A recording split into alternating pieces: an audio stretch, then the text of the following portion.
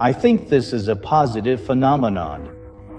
It shows that as China's urbanization process has reached its later stages and our land-based fiscal policies are losing momentum, the administrators and leaders of Chinese cities are starting to consider issues related to the survival and financial development of cities, as well as the need for high-quality and sustainable urban development.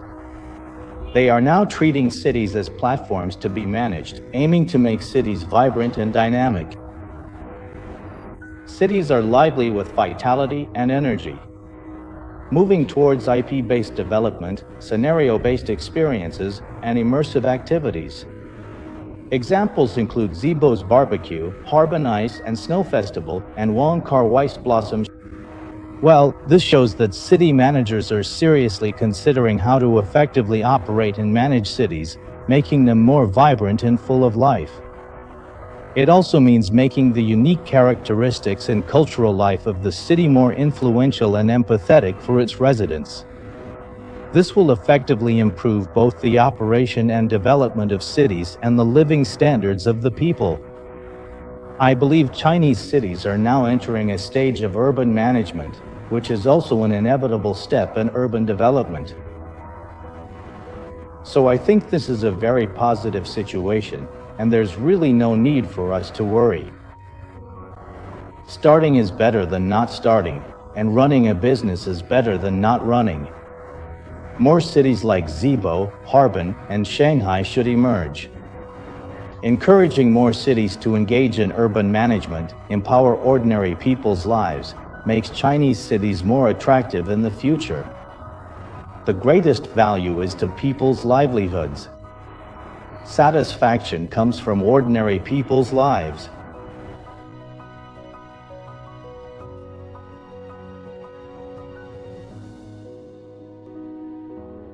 Of course, this is what we call systematic thinking. Managing a city involves every aspect of urban life. Only by truly understanding the lives of ordinary people and immersing yourself in the everyday hustle and bustle can you discover the true charm and interest of city life. That's where the potential lies. So, with the phenomenal popularity of Blossoms, you can see it from the literary conflicts chosen in the script, from Mr. Jin Yuqing's screenplay to the selection of locations, from Huanghe Road and Jinshan Road to the Peace Hotel. Within such limited spatial transitions, an infinite number of historical stories are actually played out. Embedded within are incredibly rich historical materials and significant events, which in turn awaken the life memories of generation after generation. So, in fact, it serves as a wonderful act of remembrance, and even more so, it is a longing for an awakening to a better life. So it has become a phenomenal work. It transforms a limited space into infinite possibilities and turns limited material into boundless longing. It takes seemingly chaotic scenes, combined with Wong Kar-wai's unique character portrayals and filtered cinematography, to express a vision for the future and for Shanghai, a city that has long been open, a cultural and financial center of the Far East, and its urban culture. The depiction and expression of the city's charm are brought to life vividly. This is not only a display of cultural allure and confidence, but also a triumph of ordinary life. It is also an effective distillation of the city's characteristics and spirit. As I mentioned in my article, Beijing has a native of Beijing in New York, yes, but Shanghai should also have its own Blossoms.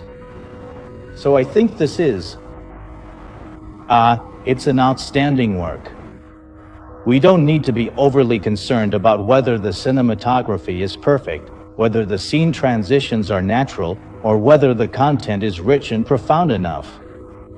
However, if we view it from this historical perspective, with the entire cast of local actors in Blossoms, the highly authentic recreation and construction of the spaces and scenes, and the director's years of dedicated effort to bring this project to fruition, I think the Dubon rating is the best answer.